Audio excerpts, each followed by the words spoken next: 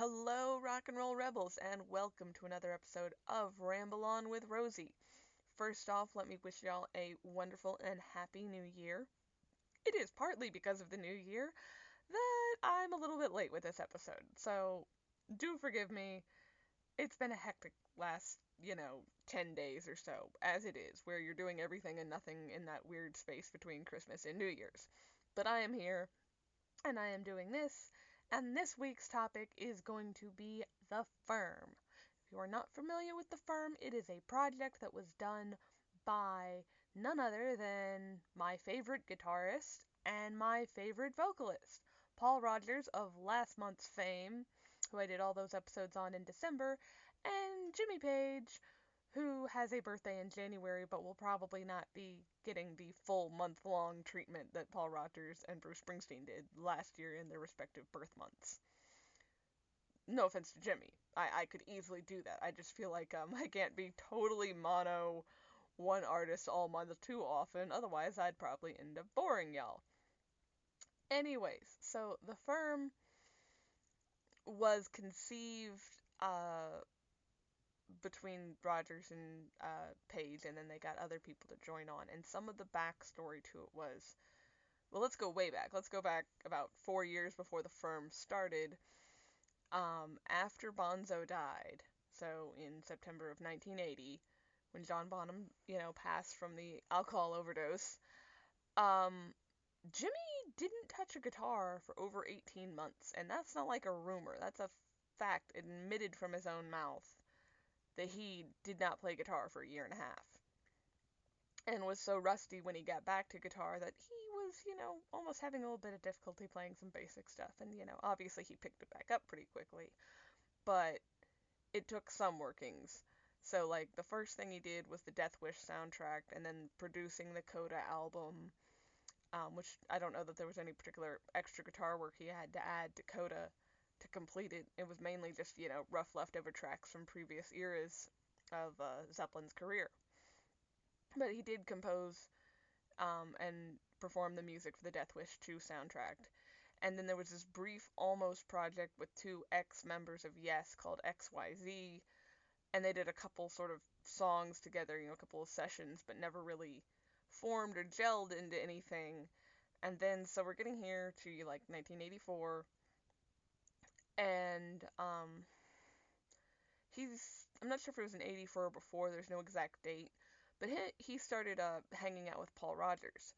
But he's still very shaky on the guitar thing because, so this may have been happening as, early as like 1981, because there's no date on when those two started hanging out. But when Jimmy Page was going to come over and hang out with Paul Rodgers, Jimmy's friends warned Paul, like, whatever you do, don't bring up guitar, don't ask him to play guitar.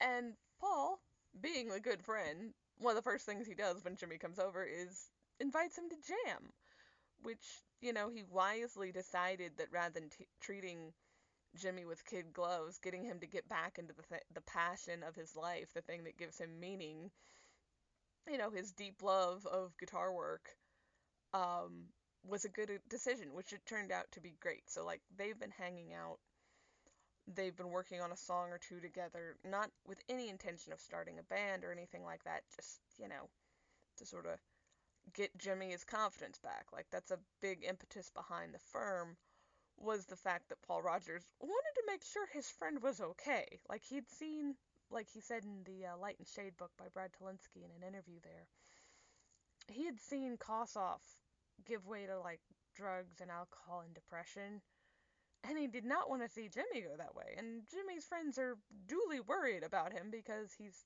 had a drug problem since, before Bonzo died.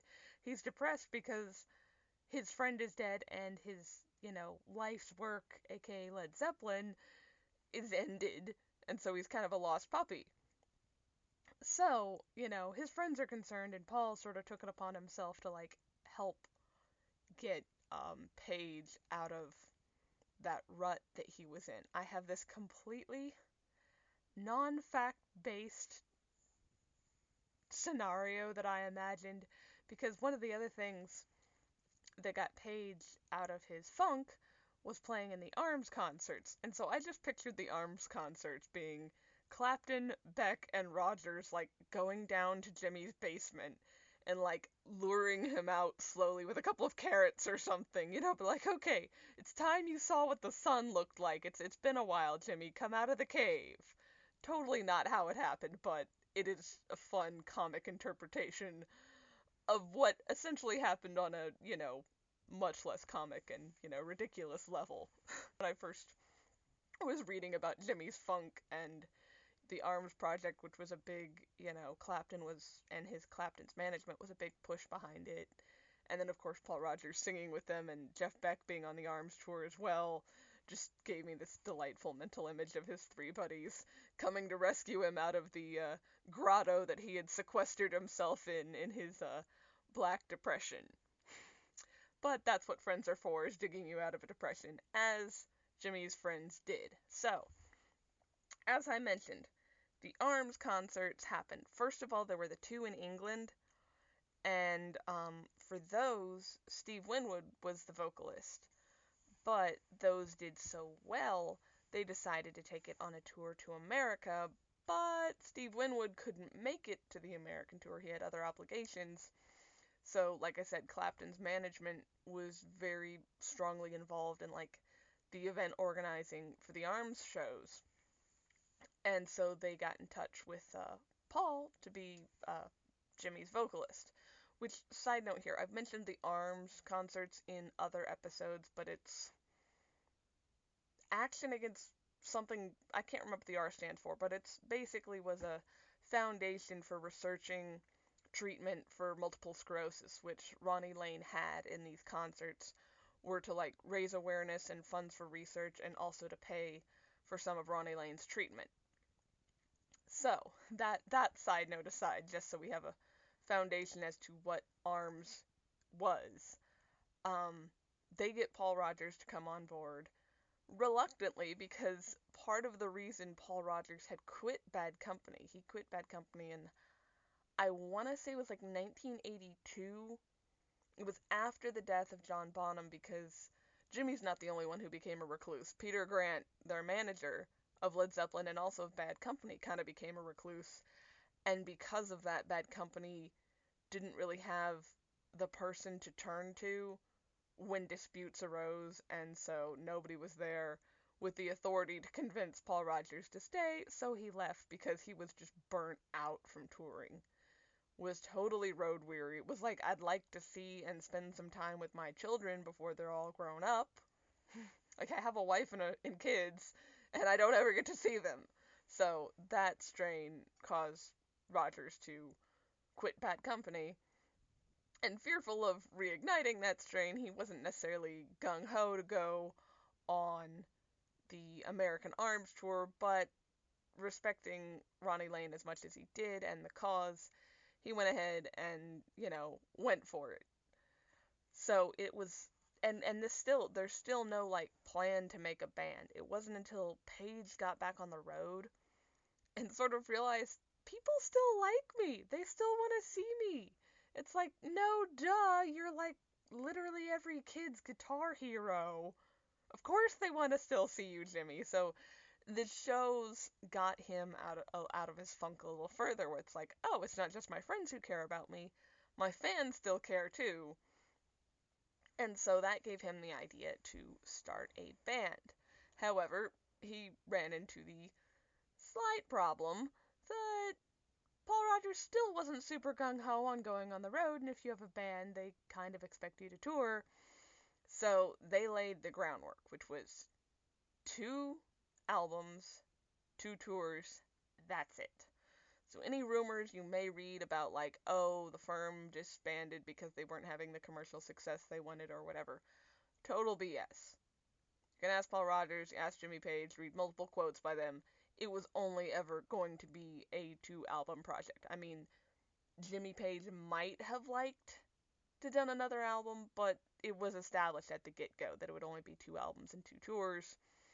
So, he might have hoped for otherwise, just like he's still hoping that Robert Plant would decide to reform Led Zeppelin, but neither of these are very likely. No. No, I think Page has buried that hope. It's us fans who can't quite bury that hope. Especially after the O2 Arena show being so good. But that was a while back and a completely different topic for a completely different day. But so they are on this tour, and Page convinces Rodgers to join, like, make a band out of what they're doing. And so they have the tour deal. They're also missing two band members because they need a bass player and a drummer. So they end up recruiting former Manfred Mann's Earth Band drummer, Chris Slade, who would go on to also drum in AC/DC, and Tony Franklin, who plays the fretless bass and had been playing with Jimmy Page's friend Roy Harper. Yeah, that Roy Harper, the one who has the song on Led Zeppelin 3, titled after him. So hats off to Roy Harper for giving the first player. So that's the lineup of the Firm, and they actually do this really weird thing where they went on a tour before they had an album out. So you don't usually do that. Usually it's the other way around. You're touring to support an album, but they got by on name recognition alone, and the tour was a success. And even more of a success for the fact that, according to Page, at none of the concerts were people shouting out for Led Zeppelin or Bad Company or even Free songs. They were content with the musical content they were getting. Now, in hindsight, people want to complain that, like, oh, they could have done this, could have done that, and that the Firm sounds nothing like Bad Company or Free or Led Zeppelin, especially sounds nothing like Led Zeppelin or Free, as a little bit reminiscent of Bad Company to some of their songs, but even then, not very much. So, that's a hindsight complaint that the Firm gets. But at the time, the fans of the concerts didn't mind, so what else matters, right? Now, when they did finally get around to recording an album, which was their debut album, which was just titled The Firm, and has a really kind of cool logo design on the cover. I really like the Firm's logo. Sort of optically appealing. But when they did get around to recording it, they ended up recording the album at Jimmy Page's personal studios, Soul Studios, which, to no one's surprise, is haunted. I mean, it's Jimmy Page. At this point, it's like you read that and you're like, why am I not surprised that Jimmy Page owned a studio that's haunted? What didn't he own that was haunted? But apparently, Paul Rodgers spent one and only one night at the studio, because I guess there was some lodging there as well, and decided that random winged creatures flying over his face was enough to make him find lodging elsewhere. You can read about that incident in Brad Tolinski's book Light and Shade, where he interviews Paul Rodgers.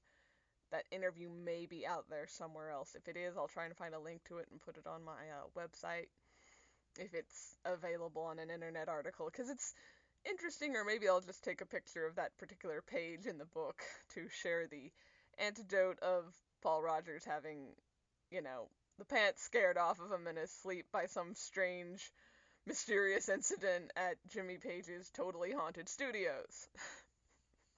That should be the name of a theme park, Jimmy Page's Totally Haunted Studios. But to the nitty gritty and the album, the first and second album, I'm gonna give you a bit of a musical review. So if you aren't familiar with it, you know what you're in for and can sort of get a glimpse at the quality of what was going on, in spite of some of the negative press or whatever. Because I remember reading somewhere that part of the reason they picked the title of The Firm was sort of to directly address and thumb their nose at people who were going to say that it was a solely commercial project. It's sort of like, we already know we're going to get that attached to us because we're a super group, so we're just going to, like, play into it as a way to spite it, if that makes sense. That was, some of the idea behind it. And it was actually Chris Slade, the drummer, who came up with the band title. and everybody like immediately agreed to it, which kind of surprised. I want to say it was the producer of the first album, Stuart Epps, who was relating this story. And he was kind of surprised that, like, oh, somebody pitched out an idea in a band and everybody agreed to it. That's not normal. But it's interesting because there's also conflicting views that say that there was clash of ego in the firm between Page and Rodgers, which I think part of those differing accounts can be explained by a Paul Rodgers quote where he was saying that, was it Jimmy? One of the two of them said that, it was much easier when you're out on the road. Yeah, it was Jimmy that said it. Much easier when you're out on the road playing, if you could just do that and not have to bother with, like, the other stuff and the music videos and the promotion and all that kind of thing, that would be the life. If you didn't have to deal with the business side and simply had to do the performance side. So I think it depends on whether you're seeing the performance side of these two individuals in a studio, like the engineer was, Stuart Epps, or whether you were seeing the sides of them, like the photographer who said that they didn't get along when he was, filming their music video for, I think, All the King's Horses. So, yeah, differing views on the compatibility of the two big names in the band, but they are still friends, and, so clearly it didn't damage things too much, and they got along, by some reports. So, that being the backstory to the temperament of the band and where they got their name, let's dig into the self-titled The Firm first album, which opens with a track called Closer, which has a kind of interesting, like, jazzy vibe with the horns, but it also feels like really urban. Like, you could see it being used in a film during some, like, really frenetic downtown Manhattan city sequence of, like, racing by cab cars and such. That's the vibe it gives me, at least. But it's a really good song. And the next song, Make or Break, has a really clean break, a guitar break, that is. And it it's really good because it has a really, like I said, the guitar break's really clean, but then it has this switch back into, like, really distortion, centered grungy, not grungy, but, really distorted guitar work, which, you sort of expect with Page. And with the clean part, it sounds almost like a Jeff Beck guitar piece in some parts before it jumps back into the distortion that I mentioned. So it's really interesting. I like Make or Break. It's a pretty good song. The next song, Someone to Love, is a little weak. Like, it's not a bad song, but Paul's voice has power, but is lacking kind of the usual deep passion his vocals usually put into a song. It's kind of a little flat in spite of the amount of power he's got behind it. The next track on The Firm is Together, which more than makes up for Someone to Love's lack of passion. Together has lots of passion, and it's tender, but also rocking out, and it's one of the songs that has some of those Bad Company vibes to it. Like, not directly, but sort of like if Bad Company had been, like, an artsy kind of band instead of an AM rock band, if it had been some underground group rather than a huge commercial success, they might have done a song like Together. But instead, it's The Firm, and it's great. Now, the next song is the one that if you know a song by The Firm, it's probably this one, Radioactive, which is a great song and has something that a lot of people don't realize about it, which is it's not Jimmy Page playing guitar. To quote Paul Rodgers himself, the exact quote is, "In hindsight, it was kind of ballsy of me to say to Jimmy Page, 'I'll be doing the solo on this one, Jimmy.'" But turns out Jimmy was totally fine with with Rodgers playing the solo. And, just doing the rest of the guitar work. And the interesting thing about the solo is it was based on a finger exercise that Alexis Corner had taught Paul Rodgers years before. More than likely when Paul Rodgers was in Free, because Alexis Corner was very instrumental in the formation of Free, and he's even the man who gave the band its name. So that's probably when he learned how to do this. And also, a side note is that Corner had died on New Year's Day of 1984, so the year the band was formed. So it kind of makes you wonder if, you know, not to be too speculative, but if maybe this was sort of Paul Rodgers' way of paying homage to, the great influential titan of British blues rock, who had been instrumental in his own career, along with the careers of loads of other British musicians. And the next song is You've Lost That Lovin' Feelin', which my mother thinks that nobody but the Righteous Brothers can sing this song. And I disagree. I dislike, I think, any other cover I've heard of this song, but I love the Firms cover. It's really good. I mean, Paul Rodgers' voice is just as R&B as the R&B boys, and it's wonderful. It's the funny backstory to it is that Jimmy asked Paul, he's like, hey, we should do a cover. Do you have any song that you'd like to cover? And Rodgers, being the big fan of R&B that he is, was like, I've always wanted to do the Righteous Brothers. You've Lost That Lovin' Feeling. And another Paul Rodgers quote is that it was incredibly generous of him, Jimmy Page, to do something completely off the wall like that. And for me, I'm like, it worked. It totally works. It's a great version of a great song, period.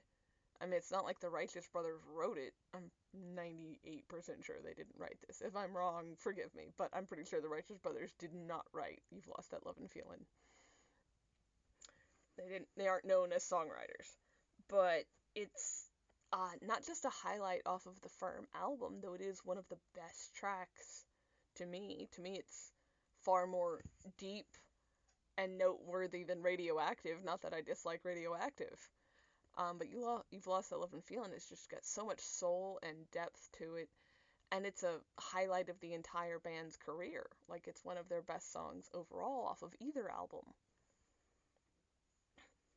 Now, to follow that up, they did a song called Money Can't Buy, which is an original song, and it's really lyrically rich. A really good song. Like, it's not something light or frivolous at all. It's not Radioactive. I'm not trashing on Radioactive, I promise. It is a little, your general classic rock kind of song. It doesn't have a whole lot of depth to it. However, Money Can't Buy does. And it has a really raw vocal performance by Paul, and a kind of almost improvised sounding guitar solo by Jimmy. So it's great musically, lyrically, all the ways. Both the guitar and the vocals are really good. Money Can't Buy is one of the better tracks on this very good album. Now, the other song, which was something of a hit, because I think I heard it actually before I heard Radioactive, and it's Satisfaction Guaranteed. I think, like, XM Radio was playing it one time, and I was like, I keep hearing of it. I've heard of this band, because at that time I was more familiar with with Jimmy Page's career than I was with Paul Rodgers. So I went and looked into it, and I was like, oh my goodness, I love this song, and I listened to it like 40 times on repeat. And then promptly explored the rest of the band's career and the rest of Paul Rodgers' career aside from what I already knew.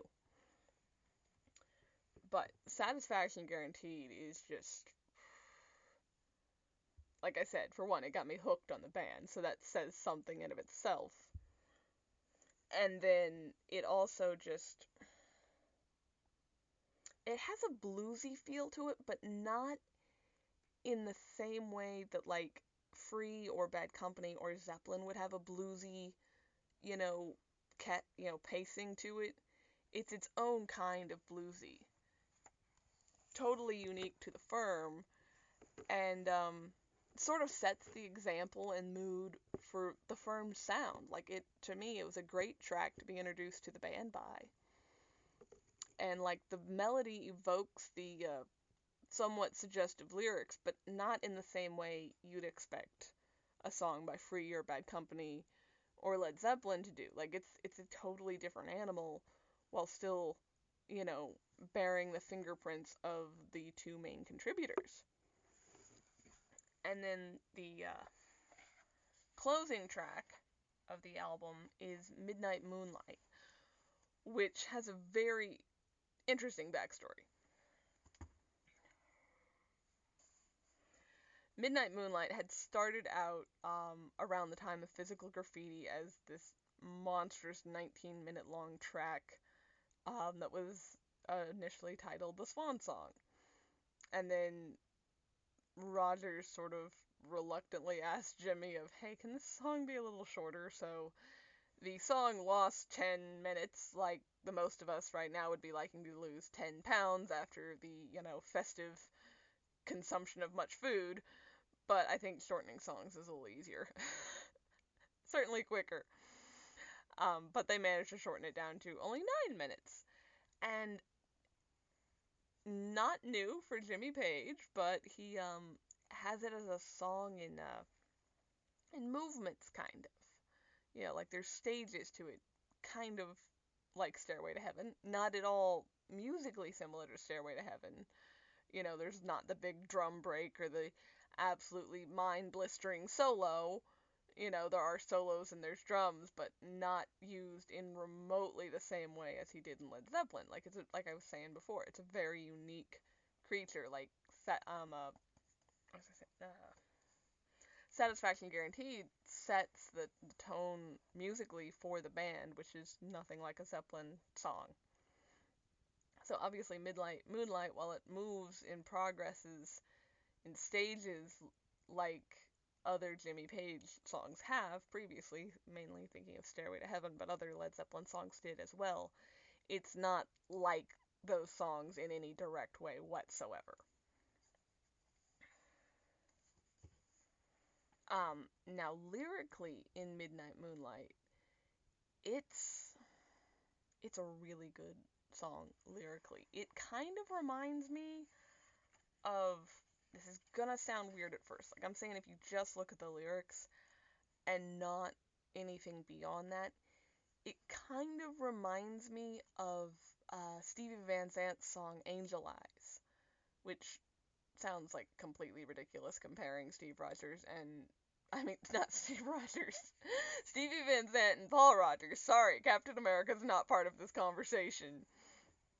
It seems totally ridiculous comparing their songwriting styles, but really, they both possess this ability to give a depth to lyrics, especially in, like, their love songs, where it's a little deeper than your pop radio trite nonsense, and they actually, like, explore sort of the feminine experience, sort of like the motivations and depth of, the female perspective of the woman that they're pursuing, rather than just being like, she sits there on a couch and looks pretty. As I've discussed in the past, Springsteen is the king of this, but his right-hand man, Stevie Van Zandt, is just slightly behind him, and Paul Rodgers is just slightly behind Stevie Van Zandt for giving real depth and realism and, body to their love interests in songs, rather than just painting them two-dimensionally. Also, like, with Angel Eyes and Midnight Moonlight, lyrically, they both have a lot of sort of poetic imagery in the lyrics, as well as, like I was saying, the introspection on, like, the feminine perspective, and lots of mentions of eyes. Angel Eyes is obvious. Midnight Moonlight, you start listening to it, you're like, how many times has he described this woman's eyes? Like, not that that's a bad thing, because to quote Audrey Hepburn, the eyes are the window to the soul, and both of those songs have a lot of soul. Stevie Van Zant's especially, because it's literally Little Stephen and the Disciples of Soul, but that's another song for another time. And moving on to the next song, which is actually the next album, which is Mean Business. And I will try to keep this brief because I try to keep my episodes not getting too long. But Mean Business starts out with Fortune Hunter, which kind of feels like a further exploration of the song and stages premise, like what was in Midnight Moonlight, but it's much more concise. Fortune Hunter was actually initially conceived during that XYZ project with the ex members of Yes that Jimmy Page had, you know, about 2 years after the disbandment of Led Zeppelin. So that's where the song first, was kind of in its embryonic stages. In fact, Squire of Yes, who was involved in this project, had some contributions that weren't credited on the Firm's album, but he did apparently contribute to the song when it was in its early stages, when Jimmy was doing it with the XYZ project. And it's a really good song. It's a good song to open the album for sure. I like Fortune Hunter. It's not the best, but it's definitely a solid song. Now Cadillac, which is the next song, is whew, caution, contents are hot. It's ridiculous. Like, this song is just in a league of its own for what it accomplishes. It melodically manages to evoke, like, the big, beefy muscle car engines, and not unlike said big, beefy muscle car engines, it's a little sexy.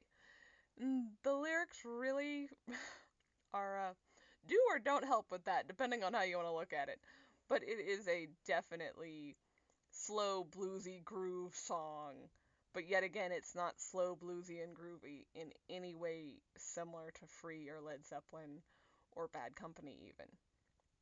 It's its unique brand of steamy. Now, the next song is All the King's Men. So, we go from the Cadillac's backseat to a, much more wholesome song.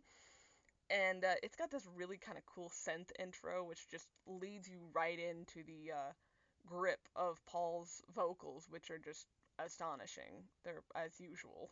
Like, you can't use enough superlatives about Paul Rodgers' vocals. He's called the voice for a reason, and this song is really got some moving vocals to it, which lend a depth and authenticity to a kind of played out theme of, love triumphing over all the odds. Like, maybe it's just some of the similarity to Nat King Cole's We Weren't Too Young to Fall in Love.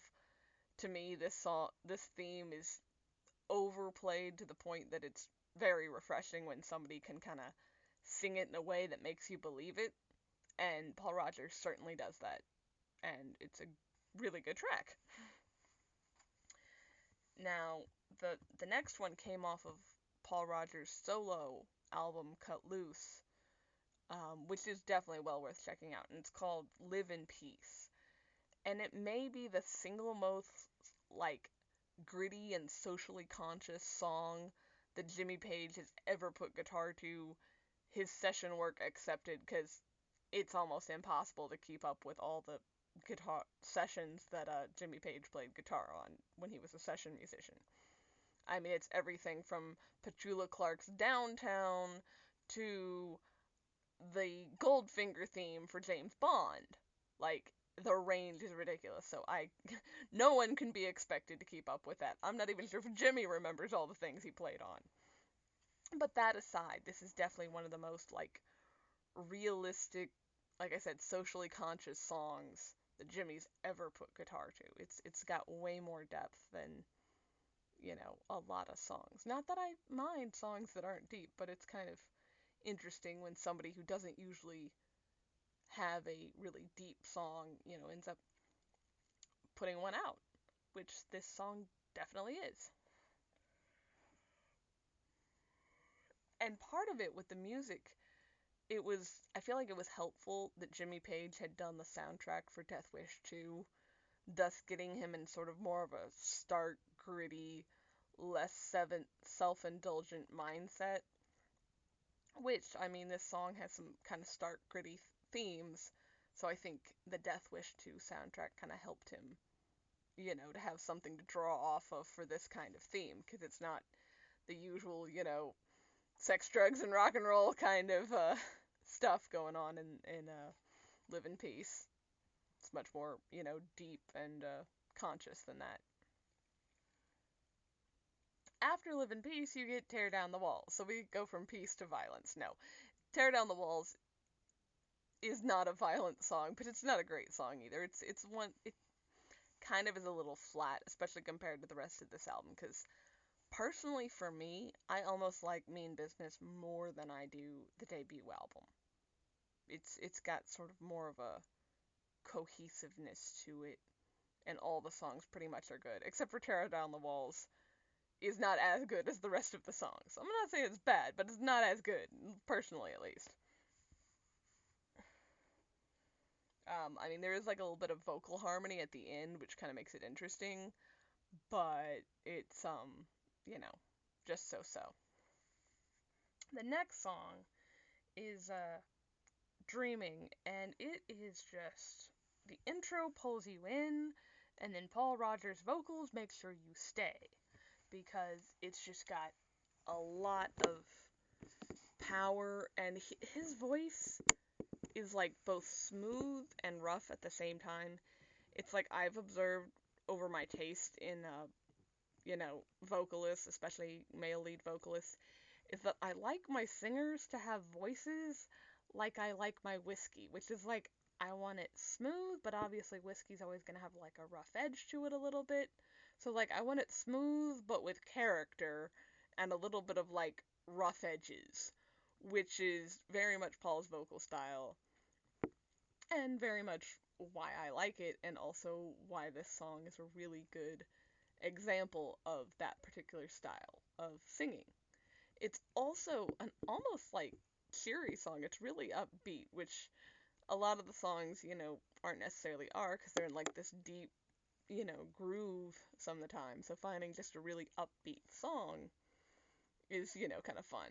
The next one is Free to Live, which is pretty simple, but lyrically, it's got some really quality lyrics. I definitely like this song. Like, I have nothing outstanding to say about it, but nothing bad about it, and I certainly enjoy it a lot. So it's not like it's not Tear Down the Walls where I'm not impressed. It's just I couldn't really think of anything to add to say about it because it was just good but simple.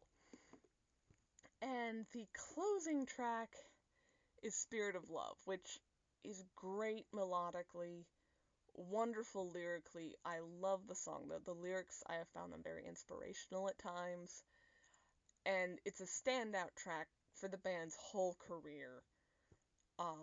If I was making a top 5 Firm songs, it would definitely make that top 5, which really makes it like the perfect ending not just to the album, but to the Firm's 2-album agreement. And, you can definitely say that the band went out on a high note, and on that note, I'm going to sign out and wish y'all yet again a great and wonderful new year, and lots of joy, love, peace, live in peace, and have the spirit of love, and be kind to each other, and rock on.